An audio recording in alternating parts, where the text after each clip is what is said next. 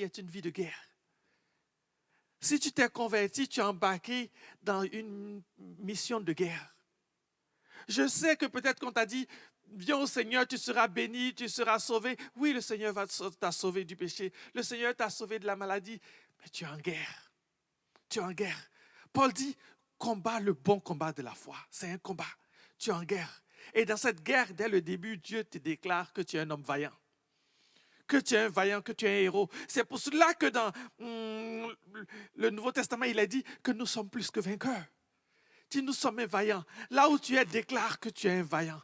Seigneur, je sais que je suis un vaillant héros, que tu as mis quelque chose en moi, tu as mis ton Saint-Esprit en moi qui dit que je suis fort, que je suis vaillant. Et j'aimerais qu'on revienne maintenant avec cette conviction que la vaillance est en nous, que Dieu a déposé une semence de victoire en nous. Dieu a déposé en nous une semence d'exploit, une semence de haut fait en nous, qui n'attend qu'à éclore, qui n'attend qu'à se manifester, qui attend que nous. Parce que Dieu est prêt déjà à agir. Il a mis son esprit. La Bible dit qu'il a déposé le même esprit qui a ressuscité Jésus d'entre les morts. Habite en nous. Le même esprit qui allait chercher Jésus. On vient de célébrer la Pâque dans la tombe et le fait sortir du tombeau. Habite en moi, habite en toi. Ouh, nous sommes la vaillance en nous. Et Dieu attend que nous. Revenons au passage que Mélie a lu tantôt, à Chronique 11. J'aimerais parler du premier de ces hommes vaillants, Yoshabin. Il est dit qu'il a levé sa lance sur l'ennemi. Il a lancé la lance et d'un coup, il a tué 300 personnes. Vous savez, quand j'ai lu ce verset, la première fois, j'ai dit à Dieu, j'ai dit, Seigneur, ça là, on ne peut pas se comparer. Comment tu veux que je me compare avec un gars qui laisse sa lance et qu'un d'un coup tue 300 personnes? Ça ressemble à une aventure fantastique. Tu regardes, tu te dis, wow. Ça, c'est un gars à mettre de la catégorie de Samson. Comment est-ce que je peux me comparer à lui? Seigneur, je suis d'accord que la vaillance habite en moi. Mais Yoshabim, c'est une autre. Il joue dans une autre ligue, Seigneur. C'est ce que je disais à Dieu. Il joue dans une autre ligue. Et pendant que je disais ça, j'ai entendu le Saint-Esprit qui me disait, qui t'a dit qu'il croyait que 300 personnes allaient mourir quand il lança le javelot? Je m'arrête ici. Il faut que je relise le passage. La Bible dit qu'il a pris son javelot et qu'il a lancé dans le camp de l'ennemi, là où ils étaient plus rassemblés. Il ne s'est pas dit, je vais prendre ma lance, je vais tuer un ennemi. Il dit, si je lance ma lance, je vais faire le plus de dégâts possible dans le camp ennemi. Pour tuer 300 personnes, ça veut dire que 300 personnes étaient alignées, le javelot les a traversées en un coup. Ça veut dire qu'il a lancé là où il y avait le plus d'ennemis. Là où il y avait le plus d'ennemis, il s'est dit, if I'm going to hit them, I'm going to hit them hard. Et ça, quand je comprends ça, ça m'excite. Je me dis, Seigneur, si je prie, je ne veux pas prier pour de petites délivrances. Ma femme me disait, je parlais avec ma femme hier, elle me disait, tu sais pourquoi on ne voit pas beaucoup de résurrections dans l'église? C'est parce qu'on ne prie pas pour les morts. Il y a des grosses victoires que Dieu veut nous donner, mais ça n'attend que nous. Comme elle disait à la Pâque, Dieu veut faire des miracles, Dieu veut faire des prodiges avec nous. Mais ça prend nous, ça prend moi, ça prend toi pour se décider de prier pour ces choses-là. Pour lancer le javelot là où il y a le plus d'ennemis. Là où il y a les forteresses, là où l'ennemi est paqueté, où tous les démons sont paquetés, là où ils ont fait leur forteresse, là, tu dis, moi, ma prière va aller traverser cet endroit-là. C'est là-bas que je veux frapper. C'est ce que Yoshabin s'est dit. Il dit, moi, je vais lancer mon javelot là où l'ennemi est le plus rassemblé. Là, je suis sûr que quand ça frappe, ça va faire vraiment mal à l'ennemi. Cette maladie pour laquelle tu as arrêté de prier, remets-toi à prier. Remets-toi à prier. Il y a une forteresse qui doit tomber, mais qui n'attend que toi. Il y a des morts qui ont besoin d'être ressuscités, qui n'attendent que nous. Quand ma femme m'a dit ça, je me suis arrêté. J'ai dit, hey, c'est vrai. Ça a l'air niaiseux. Mais pour qu'il y ait une résurrection, ça prend un mort. Pour qu'il y ait une résurrection, ça prend 3 choses. Ça prend, première chose, capitale, ça prend un mort. Deuxième chose, ça prend la puissance de Dieu, qui nous l'a déjà donnée. Troisième chose, ça prend un chrétien qui veut prier pour le mort. Paul prêchait et un des fidèles qui écoutait la prière est tombé par-dessus la fenêtre et est mort. Paul aurait pu se dire, mais mon ministère ne marche pas. Je prêche, pendant ma prédication, un chrétien tombe, il meurt. Non, il s'est levé et dit, tu ne vas pas m'empêcher de servir Dieu. Il a prié pour le mort. Le mort a ressuscité, il a retourné prêcher. Et je me dis que Dieu nous donne cette audace-là, cette ambition divine de désirer les grandes choses. Paul dit désirer les dons les meilleurs, de désirer les grandes choses, de désirer les grandes victoires. Vous savez, ce que je réalise, même au niveau du travail, je parle particulièrement, les promotions que j'ai eues, je les ai eues dans des départements où je n'étais même pas supposé être. Et quand j'ai appliqué, les gens me disaient, mais tu sais, tu ne peux pas passer de tel département à un autre, ça ne se fait pas. Et je me souviens toujours qu'une de ces dames m'a dit, Abraham, what do you have to lose? But what you can have is a no. Et ça m'a tellement, j'ai l'impression que Dieu s'est servi d'elle pour me parler. Et je vais te dire aujourd'hui, qu'est-ce que tu as à perdre? Qu'est-ce que tu as à perdre pour prier, de prier pour ton fils qui est rendu dans la drogue, qui a quitté l'église? Qu'est-ce que tu as à perdre? Qu'est-ce que tu as à perdre? Prie pour lui. Prie pour lui. Qui sait si Dieu ne veut pas te le sauver, le ramener? Ton mari qui t'a laissé, qui est parti dans le monde, qui est livré au péché, prie pour lui. Qui sait la victoire que Dieu veut remporter à travers toi? Qui sait la victoire que Dieu veut remporter avec toi? Tu as ton javelot avec toi, lance-le dans le camp de l'ennemi. Lance-le. Lance-le là où ça fait mal. Arrête de prier pour les petites choses que Dieu t'accorde toujours. Demande des choses qu'il ne t'a pas encore accordées. Lève un peu plus tes attentes, lève tes standards. Lorsque le prophète s'est approché d'Ézéchias, qui lui a dit, lance des flèches, alors qu'Ézéchias était... Ézéchias a lancé 3 flèches, s'est arrêté. Le prophète lui a dit, pourquoi tu t'es arrêté? Si tu avais continué, tu aurais vaincu tous tes ennemis. Et c'est ce que je sens que Dieu nous dit. Il dit, élève tes standards. Aie de l'ambition pour de grandes choses. Lance l'épée là où ça fait mal. Parce que tu es en guerre, et Dieu veut te donner de plus grandes victoires que celles que tu as. Oui, tu as eu des victoires et tu glorifies Dieu. Mais Dieu veut te donner encore de plus grandes victoires. Dieu veut nous donner de plus grandes victoires. Vous savez, j'aime le passage d'Ecclésiaste 11. C'est Salomon qui parle. Il dit, jette ton pain à la surface des eaux. Et qui sait ce que le temps te rapportera? Jette ton pain à la surface des eaux. Tu jettes. Prie. Tu pries pour tes enfants, tu pries pour ton travail. Prie pour ton voisin qui est perdu. Prie pour des choses auxquelles tu n'as pas encore prié. Des sujets pour lesquels les gens se disent, ah, il n'y a pas d'espoir. Prie pour eux. Prie pour ces sujets-là. Prends une feuille et marque les sujets pour lesquels tu n'as pas encore prié. Vous savez, l'intercession, c'est être organisé. L'intercession, il faut s'organiser. Tu ne peux pas faire de l'intercession si tu n'es pas organisé. Marque les sujets pour lesquels tu n'as pas encore prié. Quand on s'était mariés au début, vous serez rentrés dans notre chambre, moi et ma femme, que ça vous aurait fait rire. Ce que ma femme faisait, elle prenait des post-it et elle écrivait des sujets. Elle marquait et elle mettait sur le mur. Il y avait un pan de notre mur qui était rempli de post-it. Et puis de temps en temps, on partait sur les post-it et on regardait. Et on arrachait ce post-it-là. C'était un sujet qui avait été exaucé. Lui, il allait de l'autre côté, du côté des louanges. Il y avait le côté des prières, puis il y avait le mur des louanges. Le côté des murs des prières, c'était les prières qui n'avaient pas encore été exaucées. Et quand on voulait prier, on se tournait vers ce mur-là. L'autre côté, c'était le mur des sujets exaucés qu'on regardait pour se souvenir de ce que Dieu a fait pour nous. Organise-toi. Mets des sujets pour lesquels Dieu ne t'a pas encore exaucé, que tu regardes, que tu dis, ah, est-ce que c'est possible?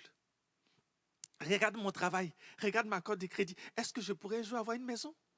Regarde où je suis rendu par rapport à mes finances. Est-ce que je pourrais même avoir une voiture? Marque ça. Et prie pour ça. C'est là que ton javelot se lance. Lance ton javelot ici. Papa a le diabète. Mon grand-père a eu le diabète. Moi aussi, je commence à développer le diabète. Oh, ça, c'est un sujet que tu veux mettre. C'est là que tu vas lancer ton javelot. Parce que tu vas dire, ça là, c'est là que l'ennemi vient de frapper depuis longtemps. C'est là que l'ennemi est empaqueté dans ma de génération en génération. Je veux que ça tombe. Fais comme Joshabim. Lance ton javelot là où l'ennemi est empaqueté. Et Dieu t'accordera la victoire. Qui sait ce que Dieu veut faire à travers toi? Un gars inconnu. Vous savez ce que j'aime avec les héros de David? C'est des noms qui sont même difficiles à prononcer parce que c'est des gens simples. Mais à cause de leur disponibilité, à cause de ce qu'ils ont démontré, plus de 2000 ans, on parle d'eux dans la Bible. Après plus de 2000 ans, Dieu a voulu qu'on se souvienne d'eux, qu'on regarde à eux et qu'on se dise, moi aussi, je peux. Moi aussi, je peux. Dans cette guerre qui est la vie chrétienne, moi aussi, Dieu veut faire des exploits avec moi. Les exploits ne sont pas pour les pasteurs. Les exploits ne sont pas pour les leaders. Les exploits ne sont pas pour les dirigeants d'église. Les exploits sont pour nous tous. Dieu veut faire des exploits avec moi. Dieu veut faire des exploits avec toi. Dans ta maison, dans ton travail, dans ta famille, au milieu de tes amis. Dieu veut faire des exploits. Dieu veut faire des exploits. Dieu veut faire des exploits. Ne baisse pas les bras, Dieu veut faire des exploits. Je veux parler du deuxième personnage qui m'amuse, c'est Éléazar. Vous savez, son nom signifie l'Éternel a secouru. La Bible dit qu'il se retrouvait dans un champ d'orge. Certaines versions disent un champ de lentilles. Les Philistins venaient, le peuple fuyait. Et lui et David, il a dit non, non, non, non, non, non, non. Moi, je ne laisse pas ce champ à l'ennemi. Ils sont restés là. Les autres soldats sont partis, mais eux, ils sont restés là. Ils se sont battus et Dieu a donné une grande victoire. Et il faut comprendre Éléazar. Je dis, son nom signifie l'Éternel a secouru. Il est fils de Dodo. Son père s'appelle Dodo. Pas Dodo où on dort. Non, non, non, non, non, non. Dodo en hébreu signifie celui qui aime. Il a grandi dans l'amour et dans l'affection du Père. Il sait que Dieu l'aime. Il sait que son Père l'aime. Comme toi et moi, on sait que notre Père céleste nous aime. Et on sait que notre Seigneur, son nom signifie Jésus, celui qui sauve. J'aime Éléazar parce que Éléazar me rappelle toi et moi, là où nous sommes. Dieu nous aime et nous avons Jésus qui sauve. Il sait qu'il a l'amour indéfectible de son Père. Il sait que son nom signifie salut. Et quand il s'est retrouvé dans une situation où tout le monde a fui, il a dit, moi, je ne fuis pas. Vous savez, souvent, tu te retrouves dans des situations où tes ennemis, tes amis, vous savez ce qui est plus difficile dans les problèmes? Souvent, ce n'est pas le problème. Souvent, c'est les amis qui rendent le problème plus difficile. Quand tu te retrouves que ça va mal dans ton mariage, que tes amis te disent, moi là, je l'aurais laissé. Ça rend la chose plus difficile. Quand tu te retrouves dans une situation où ton fils ou ton parent est allé dans le monde et est perdu dans la drogue ou dans des addictions, puis les gens, tes amis te regardent et te disent, pauvre toi. Ça rend plus difficile, ça t'emmène à vouloir baisser les bras. Et Éléazar était dans une situation où le peuple, c'était d'autres soldats, écoutez, le peuple a fui, les autres soldats ont fui. Et ce n'était même pas un champ comme le champ de Naboth où c'était une vigne, non, c'était un champ d'orge. J'aurais pu dire, un champ d'orge, ce n'est pas un trésor.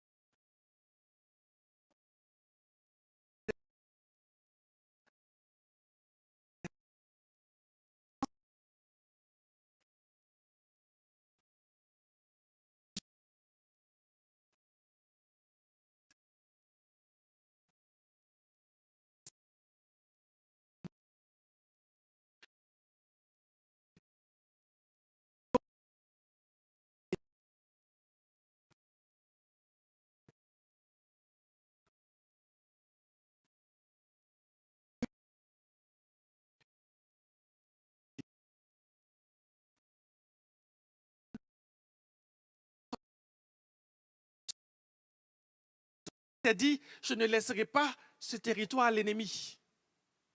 Je ne laisserai pas ce territoire à l'ennemi. Qu'est-ce que tu laisses l'ennemi prendre?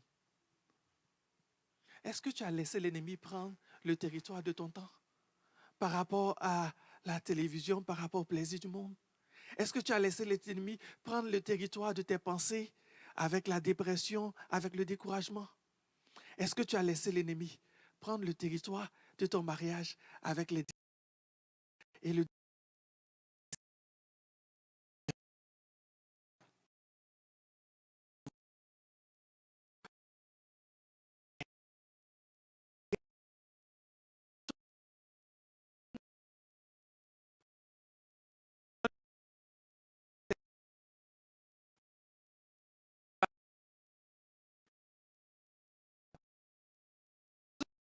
valent pas la peine, ils sont partis. Éléazar a dit non, elle en vaut la peine.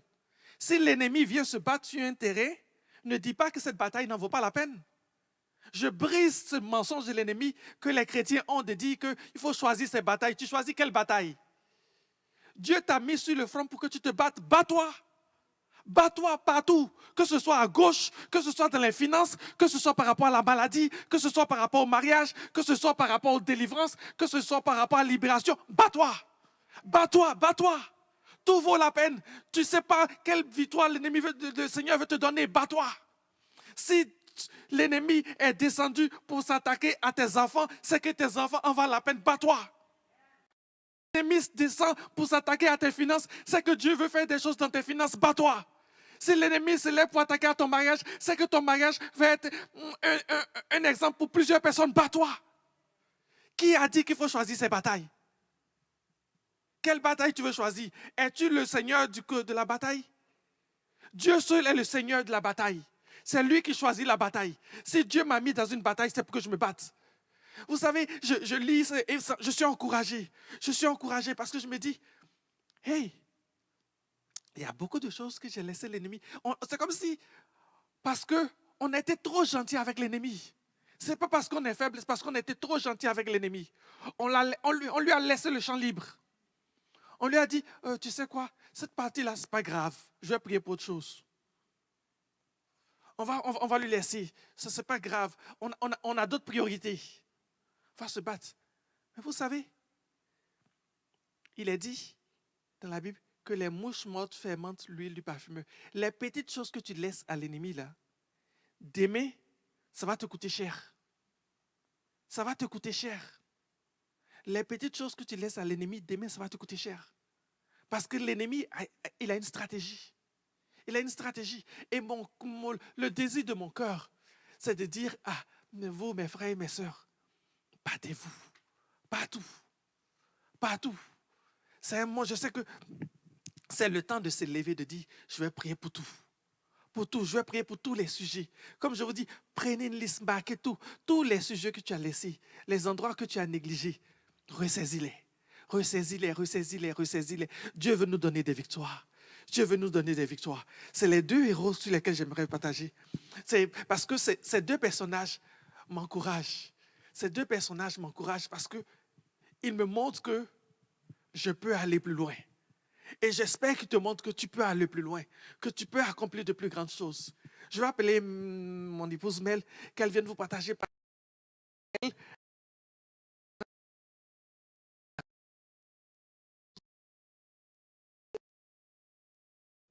Dans certaines versions, on dit Benaya. Benayahu, c'est un de mes héros. Alors, quand mon mari m'a dit qu'il partageait sur les héros, il m'a dit, bon, toi, tu vas parler de ton Benaya.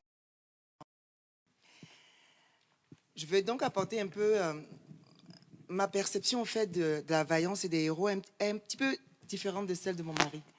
Un petit peu prophétique. Vous savez, vas-y, ma chère, vas-y. Dans le texte qu'on a lu au départ, il est dit que ces hommes-là étaient des vaillants guerriers de David parce que leur but, c'était de réaliser la promesse que Dieu avait donnée à Israël. Donc, dans la vaillance, dans cet aspect-là de je veux faire des exploits, il y a une chose très importante qui, moi, me fascine, c'est le désir de voir s'accomplir les promesses de Dieu. C'est des hommes et des femmes qui se sont levés, qui se sont dit, Dieu a promis telle chose. Je vais travailler avec le Seigneur afin que ce qu'il a promis s'accomplisse. La vaillance, c'est que Dieu cherche aujourd'hui des hommes et des femmes avec qui il va travailler. Dieu a donné tellement de paroles. Notre génération est une génération de chrétiens qui ont reçu tellement de promesses et de prophéties. On est obèse de prophéties. Tout le monde a des prophéties. Ah, tu seras ceci, tu feras tel miracle, tu feras telle chose, tu feras tel ministère. On est rempli de plein de prophéties. Mais combien se lèvent, s'appuient sur les promesses de Dieu et posent des actes de vaillance? Combien s'asseyent sur les promesses? Dieu nous a promis ça, alors on va aller. C'est ça la vaillance. C'est ça l'histoire de Josué et des 2 témoins face aux 12. C'est de dire non, le Seigneur nous a promis la terre. Alors nous allons gagner, alors nous allons nous battre. Mais plus que nous battre, nous allons vaincre. Pourquoi? Peu importe l'ennemi qui est en face de nous. La seule raison pour laquelle ils étaient certains d'avoir la victoire, pas parce que c'était des soldats, pas parce qu'ils avaient de l'expérience, pas parce qu'ils savaient guerroyer, mais parce qu'ils savaient que Dieu avait promis la terre. C'est appuyé sur la promesse de Dieu, sur la parole de Dieu qu'ils sont allés. Comment est-ce que Pierre a marché sur les eaux? Comment est-ce qu'il a marché sur les eaux? Comment il a fait pour marcher sur les eaux? C'est appuyé sur la promesse, la parole de Christ. Il dit, tu m'as dit, viens, alors je viens. Peu importe si c'est de l'eau, peu importe qu'il n'y a rien de solide en dessous. Je ne m'appuie pas sur l'eau, je m'appuie sur ta parole. Je marche appuyé sur ta promesse. C'est comme ça que je fais des grands exploits. C'est comme ça que je peux marcher sur les eaux. Savez-vous, la seule raison, c'était que Dieu avait donné une promesse. Pierre a eu plein d'autres opportunités, vous savez, de marcher sur l'eau. Regardez la résurrection de Jésus. Quand Jésus vient, ils sont en train de pêcher, Jésus apparaît au bord de l'eau en faisant griller des poissons. Il est dit qu'il le voit. Qu'est-ce que Pierre fait? Il se déshabille, il saute tout nu. Il ne marche pas sur l'eau, il plonge dans l'eau et il nage. Il aurait pu se dire, mais moi j'ai déjà marché sur l'eau, je peux remarcher dessus. Combien de fois il a traversé l'eau? Mais la seule fois où il a marché, c'est basé sur une promesse de Dieu. C'est ça qui fait des grands actes de vaillance. C'est de se dire, Dieu a promis, alors j'irai. Il y a un passage dans Ésaïe que j'aime beaucoup qui dit, tu n'as désiré ni offrande ni sacrifice. Des fois, c'est plus facile de faire des offrandes. Des fois, c'est plus facile même de sacrifier certaines choses. Mais le prophète, il dit, tu n'as désiré ni offrande ni sacrifice. Alors j'ai dit, me voici. Je viens. Moi, c'est moi-même qui me donne. C'est moi-même qui me donne. Je viens travailler avec toi pour ce que tu as promis. Je viens m'aligner à ton plan. Nous sommes un peuple de vaillants héros. Nous sommes un peuple qui feront des exploits. Jésus nous l'a promis. Il a dit, vous ferez des œuvres encore plus grandes que moi j'ai fait. Je me dis, mais j'ai même pas réussi à faire ce que tu as fait. Comment je vais faire de plus grandes? Mes frères, il faut qu'on arrête d'être dans la défensive. Aujourd'hui, en tant que chrétien, on est sur la défensive. On se défend quand l'ennemi nous attaque. Là, on se met à prier parce que là, il y a une attaque. On a peur, alors on prie, on jeûne. Tu jeûnes et tu pries quand ça va mal. Là, tu te souviens, il faut que Dieu m'aide. C'est bien. Mais je crois qu'on est aussi appelé à aller dans l'offensive. Vous savez, ce qui était incroyable dans la vie de Benayahu et de ses héros, c'est pas des gens qui étaient dans la défensive, ils allaient dans l'offensive. Ça veut dire, il n'y a pas de guerre. Il n'y a pas de problème apparent. Tu te lèves et tu dis, ce territoire-là, c'est pour mon Dieu. Je vais vous chasser et je vais prendre la place. C'est ça l'offensive. Tu inities la chose. Tu n'attends pas qu'elle vienne à toi et tu réagis. Et je crois que cette mentalité-là, c'est celle-là que le Seigneur veut nous rappeler aujourd'hui. Les choses sont ébranlées. Nous sommes dans une saison d'ébranlement, de changement. C'est le moment de nous souvenir que nous ne sommes pas juste sur terre pour subir et pour nous défendre, pour nous protéger.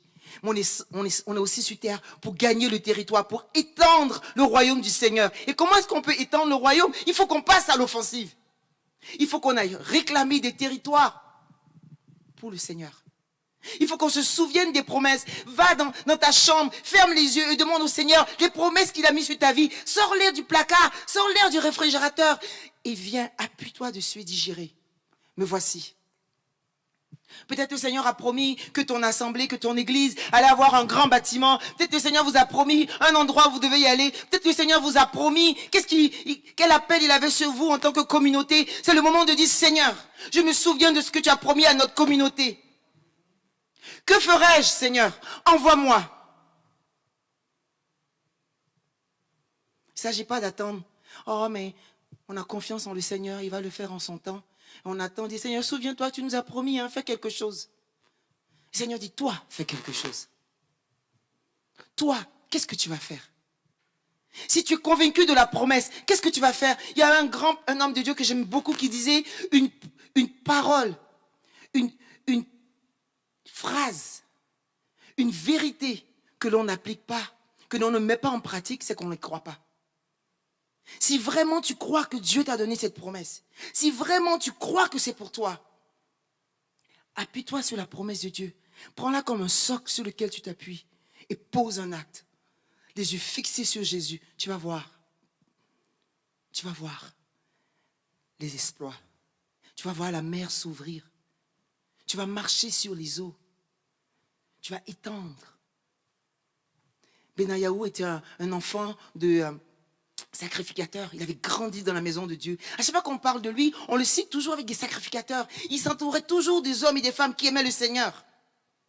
Complètement dévoué à David. Complètement dévoué à David. Vous savez, il était même le chef de mercenaires de David. David avait une armée de mercenaires. C'était un roi incroyable. Il avait pris des non-chrétiens, des non-juifs pour travailler pour lui, pour se battre pour lui. Une armée de mercenaires. Et Benayahu était le chef de cette armée mercenaire. Les Kérétiens, c'était lui qui était le chef d'eux. En plus d'être le chef de l'armée des mercenaires de David, des guerriers étrangers redoutables, Benayahu était aussi commandant de 24 000 hommes. C'était l'un des 3 vaillants héros de David. Il allait asseoir le trône de David. Il allait se battre. On voit à un moment donné Salomon qui a 12 ans et qui est menacé. Benayahu va se lever et va protéger Salomon. À tel point que Salomon va établir Benayahu comme chef de son armée plus tard dans son règne. Benayahu va être fidèle à David, loyal à David depuis la cave d'Abdoulam jusqu'à Salomon. Jusqu'à Salomon. Vous savez pour quelle raison il faisait ça? Et à chaque fois, il est dit, parce qu'il avait conviction de la promesse de Dieu sur la descendance de David. Il va protéger Salomon parce qu'il voulait que s'accomplisse la promesse de Dieu. C'était fort de cette promesse. Il ne faisait pas ça pour son ambition personnelle. Il ne faisait pas ça pour que les gens voient comment il est fort. Il faisait ça parce qu'il voulait que la promesse du Seigneur s'accomplisse. C'est ça, le vaillant héros. C'est ça la vaillance à laquelle nous sommes appelés. Alors il est dit qu'il a combattu un lion dans une citerne. Un lion dans une... Savez-vous que si tu rencontres un lion, c'est toi ou bien c'est lui. Parce que tu as de la bouffe pour le lion. Il ne va pas juste te mordre et puis te laisser partir. Il va te manger. Ça veut dire tu vas mourir. Ou bien tu meurs, ou bien le lion meurt. C'est aussi simple que ça. Il n'y a pas d'autre possibilité. Il a rencontré un lion. Vous savez, des fois, on est dans des circonstances où c'est notre vie qui est en danger, où on risque notre peau, où on risque beaucoup. C'est toi ou c'est lui. C'est toi ou c'est lui.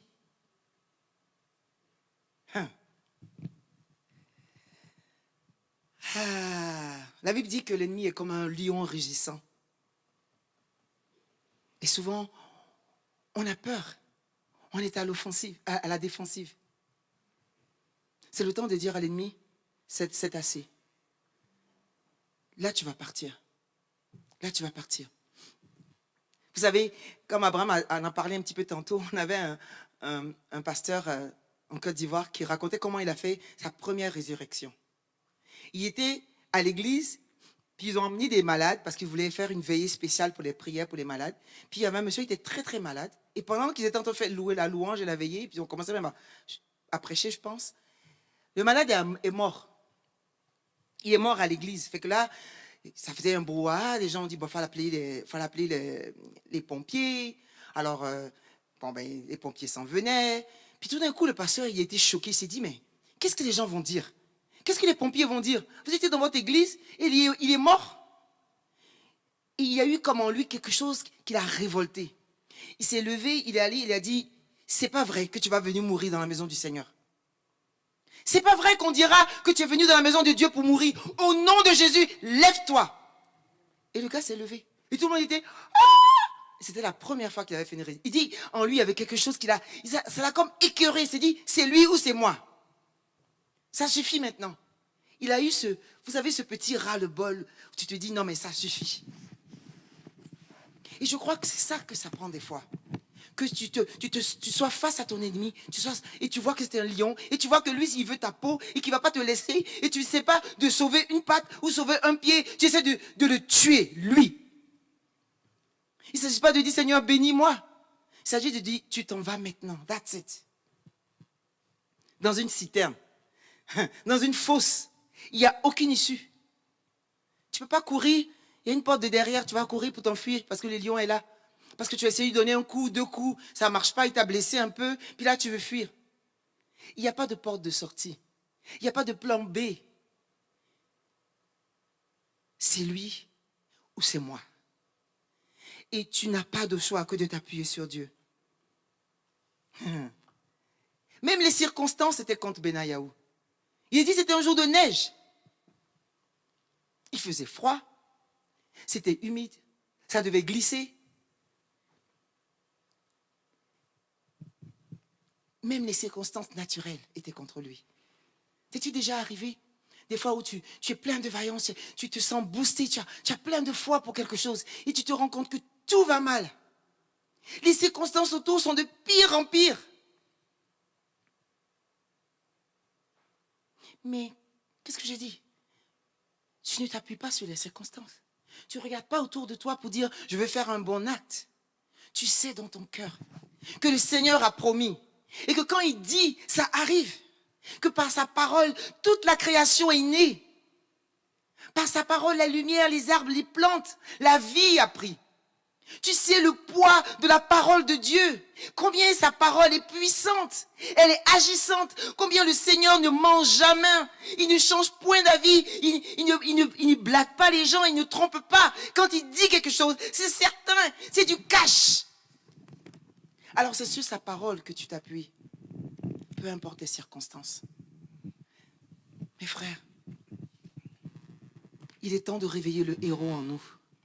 Église, c'est l'heure de tes vaillants exploits. Le Seigneur a dans le ciel un livre écrit avec chacune de nos œuvres. Il est temps de dire, Seigneur, je veux faire les œuvres pour lesquelles tu m'as destiné. Amen. Je veux accomplir les projets qui sont tous écrits dans ton livre à mon propos. Il est temps, comme on dit, semaine après semaine, le Seigneur s'en vient, les temps sont courts. C'est maintenant le temps de faire de grands exploits. C'est maintenant le temps d'être transporté en esprit d'un lieu à un autre. C'est pas quand le Seigneur sera revenu, c'est pas au ciel. On ne sera plus donné la possibilité de faire toutes ces choses-là. Savez-vous? Ça ne sera fini au ciel. C'est ici, maintenant, que le Seigneur a besoin de toi. Que le Seigneur t'appelle. Que le Seigneur te dit, viens. Vas-tu répondre à l'appel du Seigneur? Vas-tu venir travailler pour l'œuvre de Dieu? Abraham, je ne sais pas, tantôt, tu as cité le verset qui parlait que Dieu était fâché parce que... Oui, il faudrait qu'on le lise ensemble. Que Dieu était fâché parce que des hommes et ces hommes ne sont pas venus au secours de l'Éternel. Prenez avec moi Juge 5, verset 23. C'est un passage qui me trouble et qui me parle beaucoup. Juge 5, verset 23. C'est Déborah, la prophétesse, qui parle après la victoire d'Israël sur Sisera. Elle dit, maudissez mes roses, dit l'ange de l'Éternel. Je relis. Maudissez mes roses, dit l'ange de l'Éternel. Maudissez ses habitants, car ils ne vinrent pas au secours de l'Éternel. Au secours de l'Éternel parmi les hommes vaillants. Vous voyez? Je reprends. Maudissez mes roses, dit l'ange de l'Éternel. Maudissez ses habitants, car ils ne vinrent pas au secours de l'Éternel. au secours de l'Éternel parmi les hommes vaillants. Et c'est vraiment ce cri que j'entends dans mon cœur ce matin. Le Seigneur dit, viendras-tu à mon secours? Viendras-tu travailler pour ce que j'ai promis? J'ai des projets qui sont déjà établis. J'ai donné mes promesses. J'ai dit mes œuvres. Faudra-t-il que j'envoie des anges? Faudra-t-il que je fasse lever des pierres et des hommes à l'extérieur de mon peuple? Ou bien mon peuple, entendras-tu ma voix? Ou bien mon peuple, te lèveras-tu comme un vaillant héros, dira, Seigneur, me voici. Seigneur, me voici. Seigneur, me voici. Je sais que ta promesse est certaine. Souviens-toi ce matin des promesses de Dieu sur ta vie, mais aussi sur la vie des gens autour de toi, sur la vie de ta communauté, de ton église peut-être. Souviens-toi de ce que le Seigneur a promis, ce qu'il a dit qu'il ferait, ce qu'il a dit, ce pourquoi il vous mettait en place. Te lèveras-tu? Te lèveras-tu? Vous savez, on parle de Dieu qui bénit, Dieu sauve, c'est vrai. Mais il faut qu'on comprenne une chose. Il y a des malédictions également qui s'attachent à ceux qui ne veulent pas. Vous savez, ce passage me frappe pour différentes raisons. Comme Mélie disait tantôt, c'est un passage prophétique. Mais ce qui me frappe le plus, c'est le contraste du passage. L'Éternel Dieu Tout-Puissant, qui a fait les cieux et la terre. L'Éternel omnipotent, l'Éternel qui peut tout, Amen. crie au secours. Ça me renverse. Dieu qui a fait les cieux et la terre te regarde et il dit, viens à mon secours. Viens à mon secours. Mes enfants souffrent, des gens périssent. Dieu te regarde et dit, viens à mon secours. Resteras-tu là sans rien faire? Accepteras-tu la malédiction de n'avoir pas répondu à l'appel de Dieu? Je ne crois pas. Mais si tu acceptes cet appel, que tu veux venir au secours, regardez ce qui est dit. Il n'est pas venu au secours de l'Éternel parmi les hommes vaillants. Ceux qui viennent au secours de l'Éternel sont des hommes vaillants. Si tu acceptes l'appel de dire, moi, je veux venir au secours de l'Éternel. Je veux embarquer dans son œuvre. Je veux faire des choses pour Dieu. Je veux faire de grandes choses. Vous savez, comprenez bien. Sisera avait attaqué Israël. Israël souffrait. Ils ont demandé l'aide à la ville de Méroz. Ils ont dit non. Votre ennemi est trop fort, on ne viendra pas vous aider. Combien de fois on voit des frères souffrir et on dit non. On dit non en ne les appelant simplement pas. On dit non en ne priant pas pour eux. On dit non en refusant d'embarquer dans la guerre dans laquelle ils luttent. Combien de fois avons-nous dit non? Combien de fois avons-nous dit non? J'ai vraiment sur mon cœur qu'en ce moment-là, il y a des gens qui ont des idées, que Dieu a mis en eux quelque chose. Se dire, mais Seigneur, comment est-ce qu'on allons rejoindre les gens en ce moment de pandémie? Seigneur, comment on va faire pour aider les démunis dans ces moments de pandémie? Seigneur, comment l'Église va faire pour évangéliser dans les moments de pandémie? Seigneur, comment l'Église va faire pour soutenir ceux qui sont malades dans les moments de pandémie? Peut-être que tu as quelques idées sur ton cœur, mais que tu n'oses pas. C'est le temps. C'est l'heure. C'est le temps. C'est le moment de te lever. Ne pas dire, ah mais si au moins il y avait 10 personnes qui faisaient ça avec moi, mais moi je ne peux pas faire tout seul, mais comment je vais faire?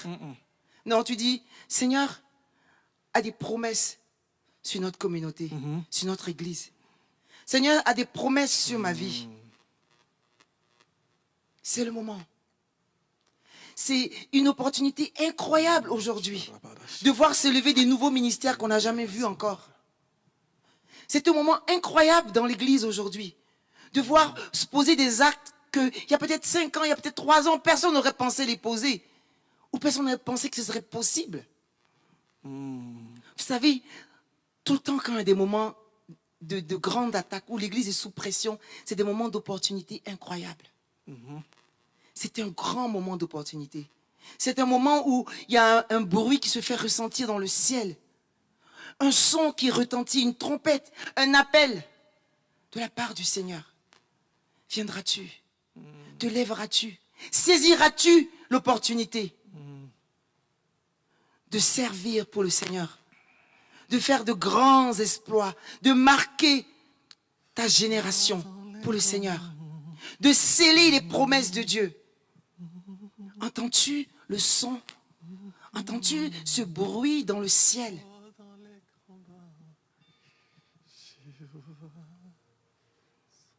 Alléluia. Vous savez, Alléluia. j'aime le livre d'Apocalypse, les lettres adressées aux églises. J'aime cette phrase qui revient à chaque fois. Je connais tes œuvres. Je connais tes œuvres. Tu travailles pour Dieu. Dieu sait ce que tu fais. Peut-être que les autres ne voient pas, mais Dieu sait ce que tu fais. Et je déclare sur ta vie que si tu te lèves, si tu dis, moi je vais prier, moi je vais m'embarquer dans le combat, je vais travailler pour Dieu, ton nom sera écrit dans le livre de vie. Amen. Tes exploits seront marqués par Dieu dans le livre éternel. Amen. Et lorsque nous nous retrouverons devant lui pour l'éternité, ces exploits seront nommés. Je déclare que Dieu te voit. Vous savez, il y a un témoignage que j'ai entendu qui m'a tellement touchée. C'est une femme qui travaille dans le ministère de...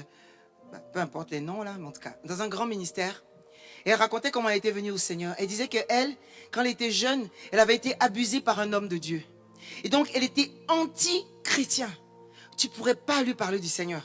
Elle était anti-Dieu, anti-chrétien, anti-foi.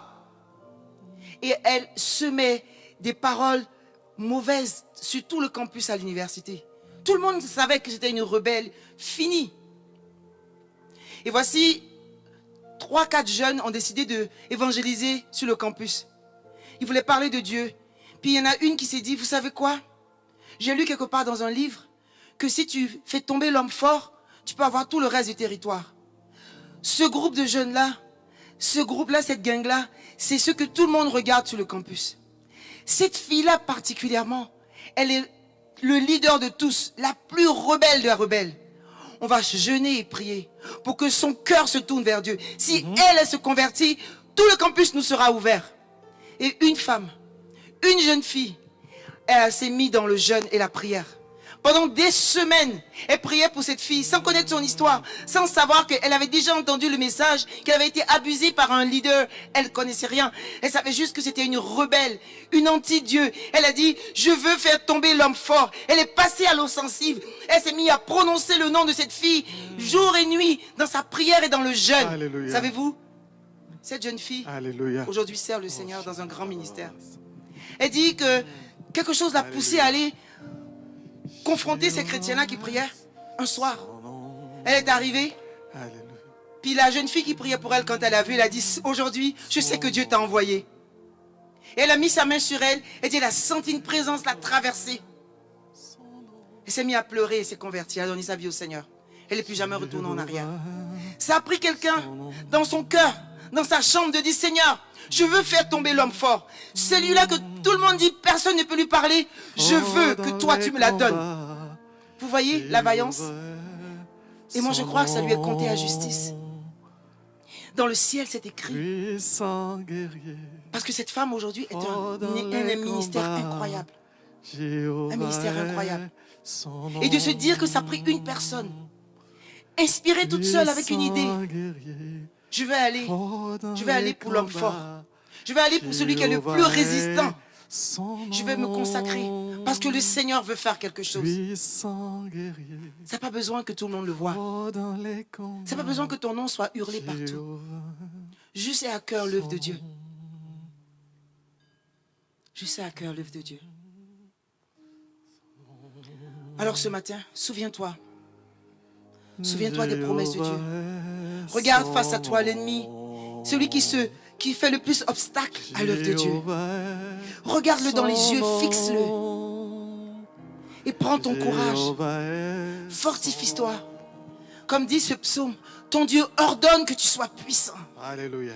Remplis-toi de la puissance du Saint-Esprit. Ce matin, engage-toi face à celui qui se met sur le chemin du Seigneur. David a dit, comment un incirconcis comme ça peut se mettre à hurler devant l'armée de l'Éternel? Quoi? Un incirconcis parlerait contre l'armée du Dieu puissant.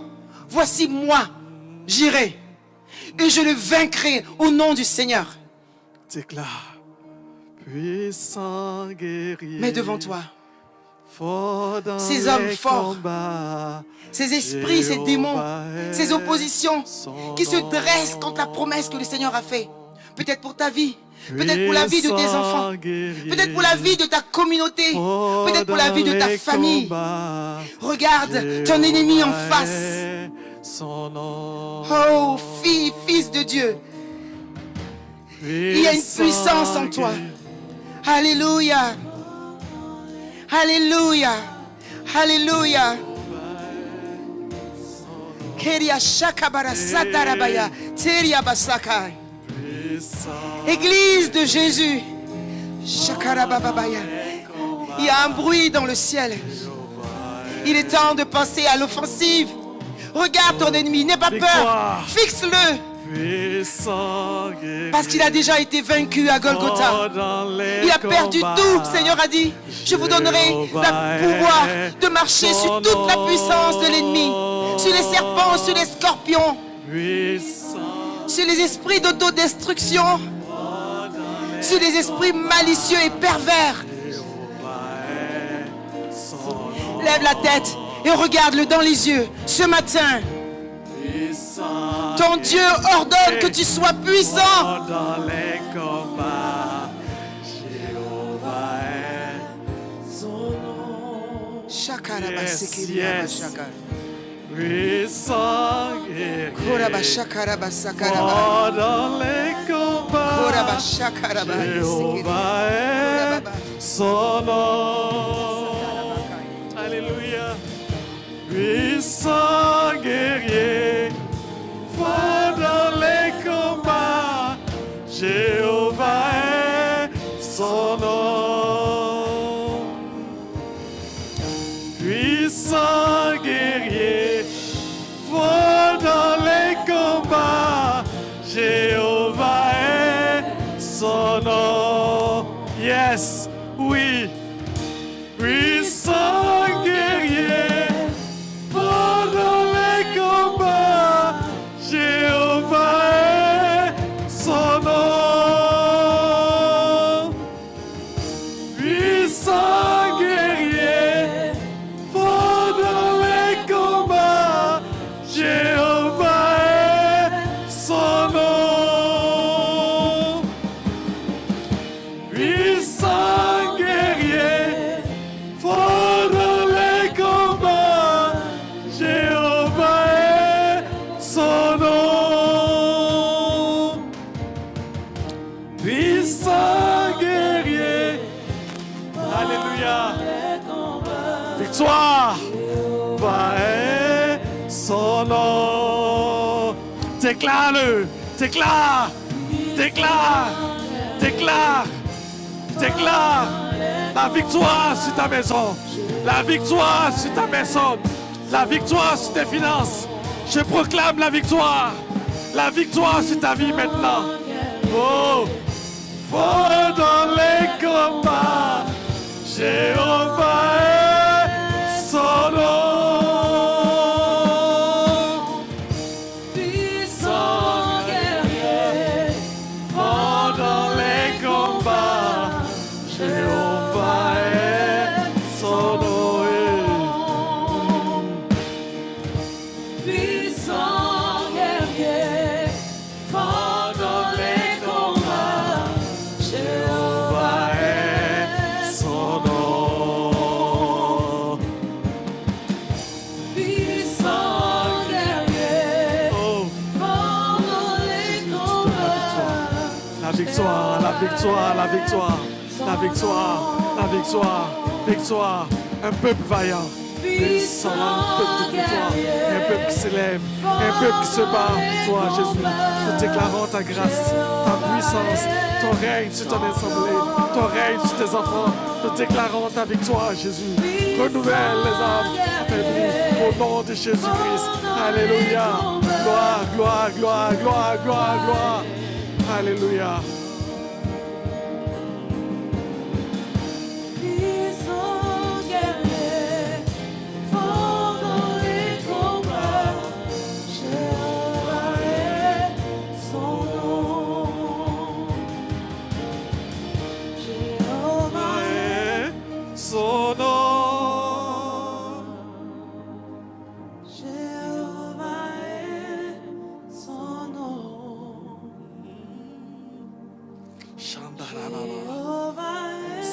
Sarababa Shakayara Baba